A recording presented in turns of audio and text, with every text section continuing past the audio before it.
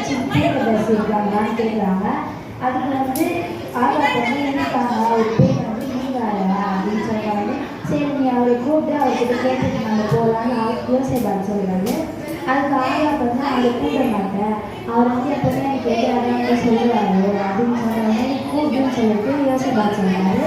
அவங்க கூப்பிட்டு கேட்ட உடனே இந்த மாதிரி அந்த போரில் வந்து ஆகாப் செத்துருவான், ஆகாப் சாவடிச்சுவாங்க, யோசேபாத் வந்து காப்பாற்றப்படுறாரு அப்படின்னு சொல்கிறாரு.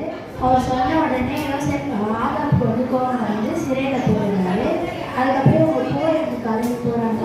போகும்போது ஆகாப் வந்து சொல்கிறாரு, இந்த மாதிரி யோசேபாத் நீ வந்து என்னோட வேஷம் போட்டுன்னு அவங்களுக்கு முன்னாடி போய் நிற்கிறது, நான் வந்து உங்களுக்கு பின்னாடி இருக்கேன், உன்னை என்ன பண்ணுறாங்கன்னு பார்த்துட்டு அதுக்கப்புறம் நான் வரேன் அப்படின்னு அவர் சொன்ன உடனே யோசேபாத்தை வந்து சரின்னு சொல்லிட்டு அவரோட வேஷம் போட்டு நிற்கிறாரு. அந்த மாதிரி இருக்கும்போது எல்லாரும் போர் செய்ய வந்தவங்களாம் வந்து யோசேபாத்தை சாவடிக்கிறதுக்கோசம் வராங்க. ஆனால் வந்து ஆகாப்பை நினச்சிட்டு சாவடிக்க வராங்க. அப்புறம் ஏசப்பா கிட்ட உடனே யோசேபாத் கேட்குறாரு, இந்த மாதிரி என்னை நினச்சிருங்க, இந்த மாதிரி என்னை காப்பாற்றுங்க ஏசப்பா அப்படின்னு கேட்ட உடனே யோசேபாத் சொல்கிறாரு. ஏசப்பா வந்து அவங்களோட கண்கள்லாம் திறந்து இந்த மாதிரி அது யோசேபாத் ஆகாப் இல்லை அப்படின்னு தெரிஞ்ச உடனே அவங்க வந்து விட்டுட்டு போயிடுறாங்க. பின்னாடி திரும்பி பார்த்த உடனே ஆகாப் வந்து இருக்கான், ஆகாப் வந்து சாவடிச்சாங்க.